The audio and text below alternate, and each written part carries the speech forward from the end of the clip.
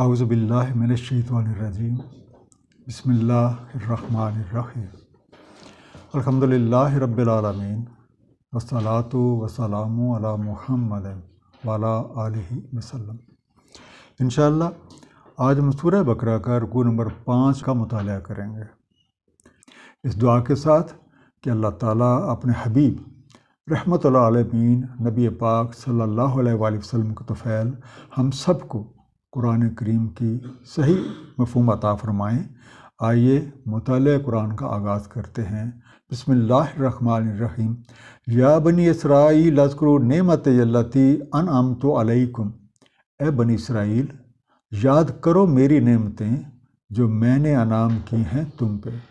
وَأَوْفُوا بِعَہْدِی، اوف بعہدکم، وفا کرو میرے عہد کو، میں وفا کروں گا تمہارے عہد کو۔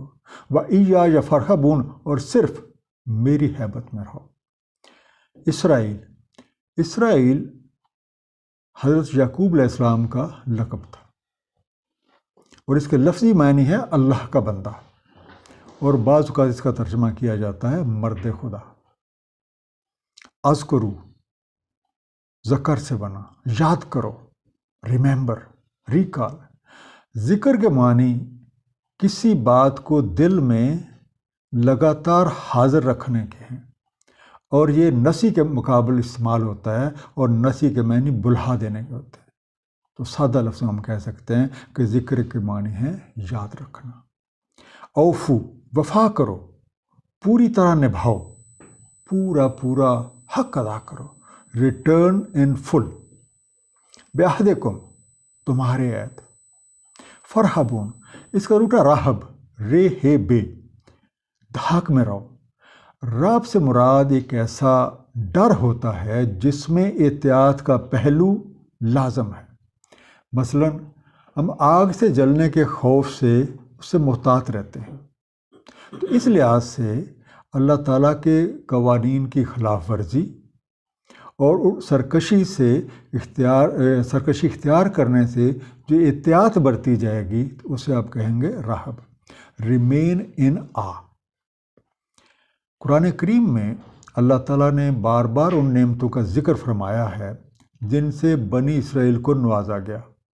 مثلا بحیرہ کلثم کو چیر کر ان کے لیے راستہ بنا دینا، فرعون کو غرق کر دینا، سرائے سینا میں ان کے لیے 12 چشمے جاری کر دینا، دھوپ سے بچانے کے لیے ان کے سروں پہ بادل کا سایہ کر دینا، اور من و سلوہ نازل فرمانا۔ اللہ تعالیٰ کے قانون کے مطابق جو لوگ نعمتوں کا شکر ادا کرتے ہیں تو قوانین الہیہ کے مطابق اللہ تعالیٰ انہیں مزید نعمتیں عطا فرماتے ہیں، جیسے کہ سورہ ابراہیم آیت نمبر 7 میں ارشاد ہے، اور اعلان کر رکھا ہے تمہارے رب نے، اگر تم شکر کرو گے تو میں مزید دوں گا، اور اگر تم ناشکری کرو گے تو یقیناً میرا عذاب بہت سخت ہے۔ اب کسی بھی معاہدے میں کچھ شرائط ہوتی ہیں، اور دونوں فریقین اس پہ عمل کے پابند ہوتے ہیں۔ تاہم قواعد کے مطابق اگر کوئی بھی فریق اپنے وعدے کی پاسداری نہیں کرتا تو فریق ثانی بھی اس پہ عمل کرنے کا پابند نہیں رہ جاتا۔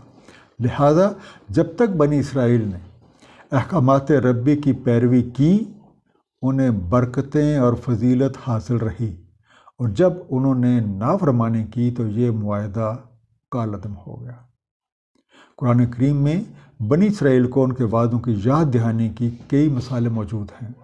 مثلا سورہ البقرہ آیت نمبر 83، اور جب ہم نے میثاق لیا بنی اسرائیل سے، مت ابدیت کرنا کسی کی سوائے اللہ تعالیٰ کے، اور والدین کے ساتھ احسن سلوک کرنا، قرابت داروں، یتیموں اور مسکینوں کے ساتھ بھی، اور کہنا لوگوں کے لیے اچھی بات، قائم رکھنا صلاۃ اور طریقہ زکوٰۃ۔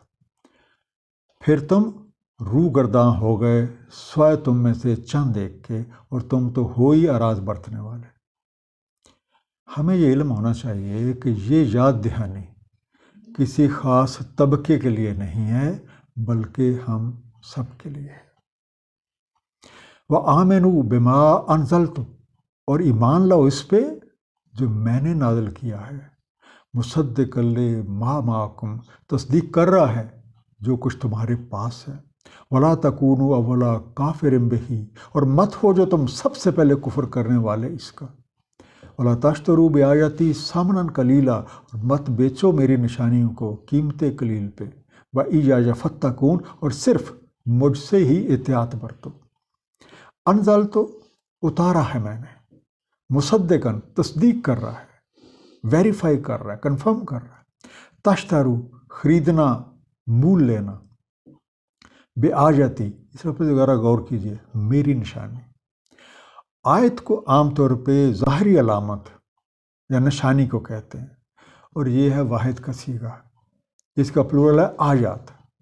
در حقیقت آیت ہر اس ظاہر شے کو کہتے ہیں جو کسی چھپی شے کا لازمی خاصہ ہے، اور جب کوئی شخص اس ظاہری شے کا ادراک کر لیتا ہے تو وہ جان لیتا ہے کہ اس نے اس پوشیدہ شے کا ادراک یا اندازہ کر لیا ہے۔ قرآن کریم کے ہر ٹکڑے کو آیا کہتے ہیں، مقصد یہ کہ ہر وہ محسوس شے جو انسان کی توجہ اللہ تعالیٰ اور اس کے قانون کی طرف منتف کر دے، آیت اللہ ہے۔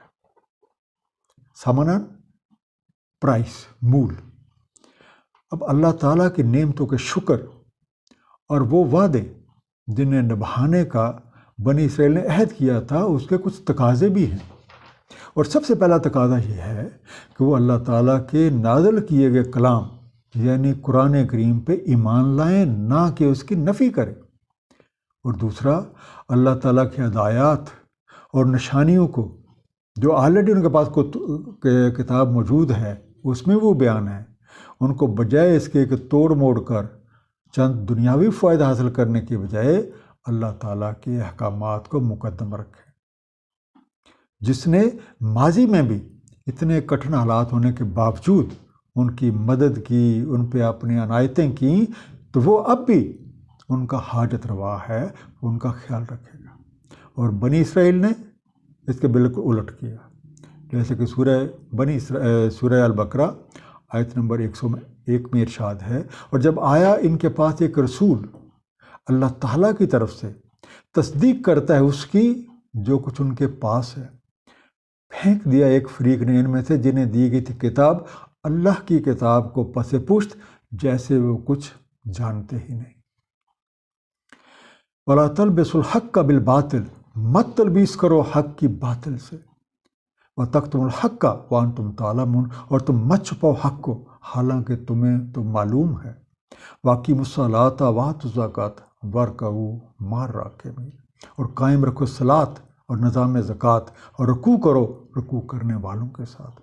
تلبسو، لبس، خلط ملط کرو، مشتبہ بنا دو، حلیہ یا روپ بدل دو، کہ اصلی چیز کا حلیہ اس طریقے سے بگاڑ دیا جائے کہ وہ پہچانے ہی نہ جا سکے، تو اسے آپ انگلش میں کہیں گے کیموفلاج۔ بالباطل، باطل ہر وہ شے، نظریہ یا تصور جو کہ حق نہیں ہے، انٹرو اور فالسوڈ۔ تکتمو، چھپانا، کنسیل، اقیمو، قائم رکھو، ارکعو، ارکعو کا لفظ جو ہے یہ رکع سے بنا ہے، اور رکع کے معنی ہوتے ہیں منہ کے بل جھکنا، لیکن اس میں سر کا جھکنا لازم ہے۔ یہ لفظ جسمانی انداز سے جھکنے، عاجزی اور انکساری کے اظہار کے لیے، یعنی کسی کے احکامات کے آگے سر جھکا دینے کے لیے استعمال ہوتا ہے، اور انگلش میں آپ کہتے ہیں بو ڈاؤن۔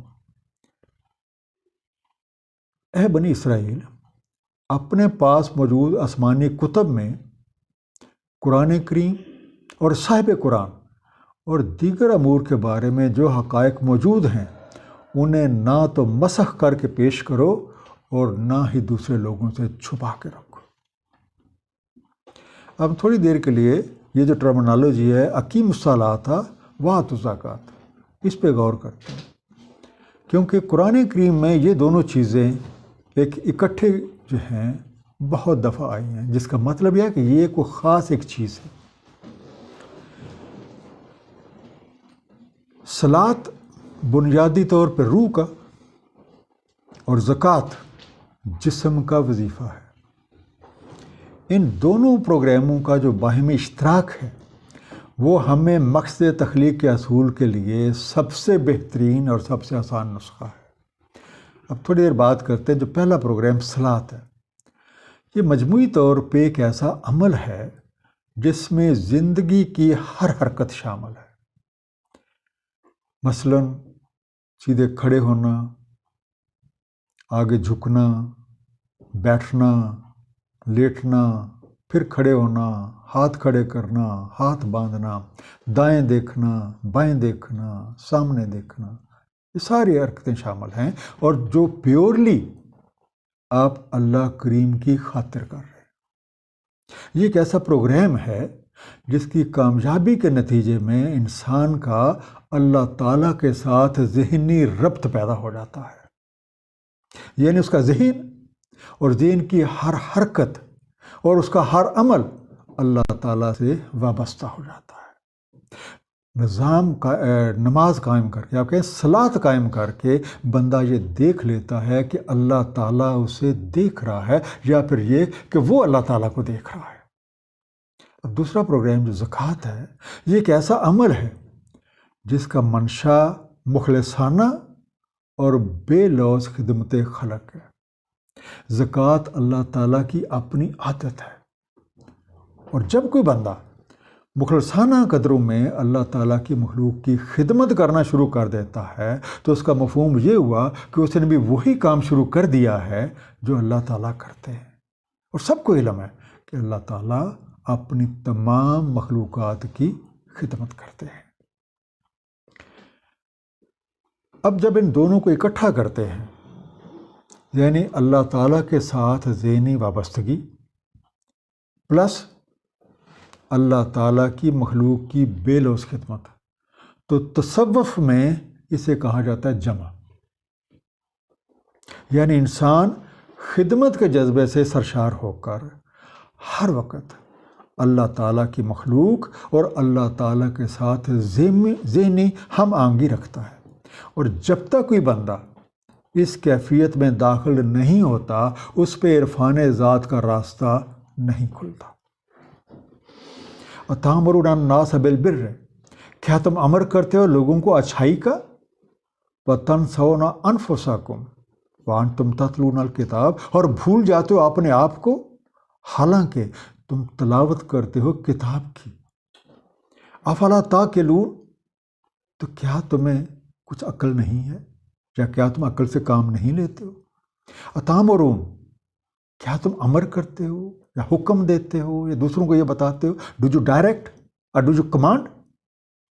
بالبر، فراغی اور کشادی، رائٹسنس، بیسیکلی جنراسٹی، بہت کلوز میننگ ہے اس کا، بر کا۔ تنسونا، نسی سے بنا، نسی سے نسیان کا لفظ بھی بنتا ہے، جس کے معنی ہوتے ہیں کسی چیز کو جب آپ چھوڑ دیتے ہیں تو وہ آپ کے ذہن سے ہی محو ہو جائے، جسے ہم کہتے ہوتے ہیں بھول جانا، یو فرگیٹ۔ انفسکم، اپنے آپ کو، یور سیلف۔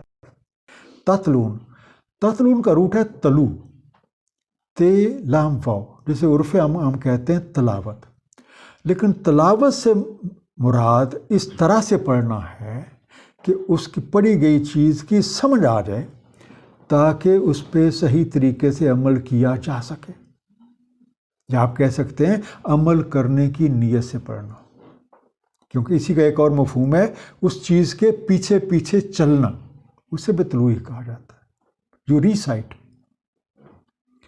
اب طلوع کی دو صورتیں ہیں،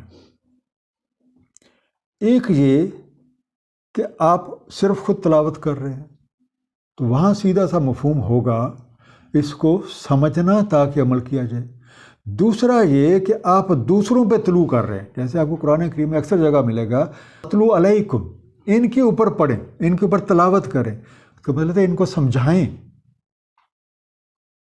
میر پڑھ کے سنانا نہیں ہے، ان کو سمجھائیں تاکہ ان کو اچھی طرح سمجھ آ سکے اور یہ اس پہ عمل کر سکے۔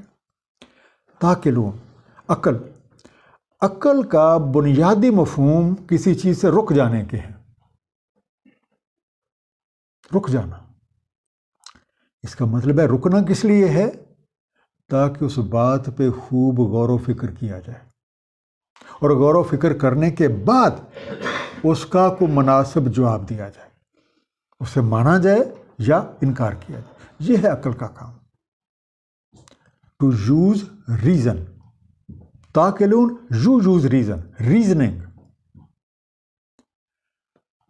اب تم لوگوں کا طرز عمل یہ ہے کہ لوگوں کو تم مقصد حیات پانے کے نسخے بتاتے ہو، اچھائیوں کے حکم دیتے ہو، لیکن بذات خود تم ان کاموں کو پس پش ڈالے رکھتے ہو، حالانکہ تمہارے پاس کتاب موجود ہے جس میں واضح ہدایات اور روشنیاں یا نشانیاں موجود ہیں جنہیں تم بآسانی سمجھ سکتے ہو، لیکن تمہارا طرز عمل اس بات کا گواہ ہے کہ تم اس پہ ذرا بھی غور و فکر نہیں کرتے۔ تو کیا یہ بات عقل سے عاری ہونے اور اپنی ہٹ درمی پہ قائم رہنے کا ثبوت نہیں ہے؟ وَاسْتَعِینُوا بِالصَّبْرِ وَالصَّلَاةِ، اور استعانت حاصل کرو صبر اور صلاۃ کے ساتھ۔ وَإِنَّهَا لَكَبِیرَةٌ إِلَّا عَلَى الْخَاشِعِینَ، اور دراصل یہ بہت بڑی بات ہے سوائے عاجزی رکھنے والوں کے۔ الذین یظنون انہم ملاقو ربہم، جو گمان رکھتے ہیں کہ انہیں ملاقات کرنی ہے اپنے رب سے، وانہم الیہ راجعون، اور یہ کہ انہیں اسی کی طرف مراجعت کرنی ہے۔ استعین پہلا انڈر لائن ورڈ، یا اعانت حاصل کرو، سیک ہیلپ۔ لکبیرۃ، بہت بڑی بات، بہت بھاری، بہت گراں، شیورلی اے بگ تھنگ۔ الخاشعین، خشع سے بنا، اور خشع ہوتا ہے پستی اختیار کرنا، دبے رہنا، یا سر جھکا کے نگاہ کو نیچے رکھنا۔ ہمبل ونس، یہ ہے خاشعین۔ یظنون، ظن رکھتے ہیں۔ تو ظن کیا ہوتا ہے کہ کسی چیز کی ظاہری علامات کو دیکھ کے جو علم آپ کے پاس موجود ہے اس کی مدد سے کوئی نتیجہ اخذ کرنا یا کوئی اندازہ لگانا۔ دی گیس، ٹو میک گیس اور ایسٹیمیٹ۔ ملاقو، ملاقات کرنی ہے، ملنے والے ہیں، آر ٹو میٹ۔ راجعون، واپس لوٹ کر جانے والے ہیں، ول ریٹرن۔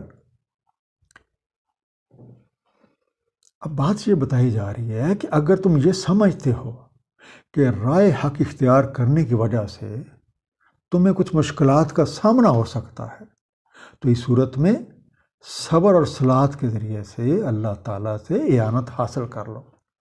صبر کرنا یعنی مشکلات کو برداشت کرنا اور حق پہ ثابت قدم رہنا واقعی بہت مشکل ہے، لیکن اگر تم صحیح طور پہ صلاۃ کے سسٹم میں کامیاب ہو گئے تو پھر کوئی مشکل نہیں رہے گی، کیونکہ اس طرح سے تمہارا ذہنی رابطہ جو ہے وہ ہر وقت اللہ کے ساتھ ہوگا، اور اللہ تعالیٰ صبر کرنے والوں کے ساتھ ہے۔ جیسے کہ سورہ بقرہ آیت نمبر 153 میں ارشاد ہے، اے ایمان والو استعانت لو صبر اور صلاۃ سے، بے شک اللہ تعالیٰ صبر کرنے والوں کے ساتھ ہے۔ اور یہ بات ان لوگوں پہ بالکل بھاری نہیں ہے جنہوں نے اپنے رب کے سامنے سپر ڈال دی ہے۔ وہ یہ بات سمجھتے ہیں کہ موجودہ زندگی کے خاتمے پہ انہیں اپنے رب کے حضور پیش ہو کر اپنے اعمال کا حساب دینا ہے، اور اس ادراک کی وجہ سے وہ ذوق اور شوق کے ساتھ اللہ تعالیٰ کے احکامات کی پابندی کرتے ہیں اور اپنی زندگیوں کو نبی پاک صلی اللہ علیہ وآلہ وسلم کے طریقوں کے مطابق ترتیب دیتے ہیں۔ مختصر خلاصہ، معاہدے کے دونوں فریق اس کی شرائط پہ عمل کرنے کے پابند ہوتے ہیں، تاہم اگر ایک فریق اپنے وعدے کی پاسداری نہیں کرتا تو دوسرا بھی اس معاہدے پہ عمل کرنے کا پابند نہیں رہتا۔ جن وعدوں کو نبھانے کا عہد بنی اسرائیل نے کیا اس کا تقاضا تو یہ ہے کہ وہ اللہ تعالیٰ کے نازل کیے گئے کلام حق پہ ایمان لائیں، نہ کہ اس کی نفی کریں۔ اللہ تعالیٰ کے ہدایات اور نشانیوں کو توڑ موڑ کر دنیاوی فائدہ حاصل کرنے کی بجائے اللہ تعالیٰ کے احکامات کو مقدم رکھیں، نئی صلاۃ اور زکوٰۃ کا نظام قائم کریں، لیکن بنی اسرائیل نے ایسا نہ کیا۔ ایسا نہ کرنے کی بڑی وجہ اس یقین کی کمی ہے کہ مرنے کے بعد ہر کسی کو رب کے حضور پیش ہو کر اپنے اعمال کا حساب دینا ہے۔ صدق اللہ العلی العظیم۔ صلی اللہ تعالیٰ علی حبیبہ محمد و آلہ وسلم۔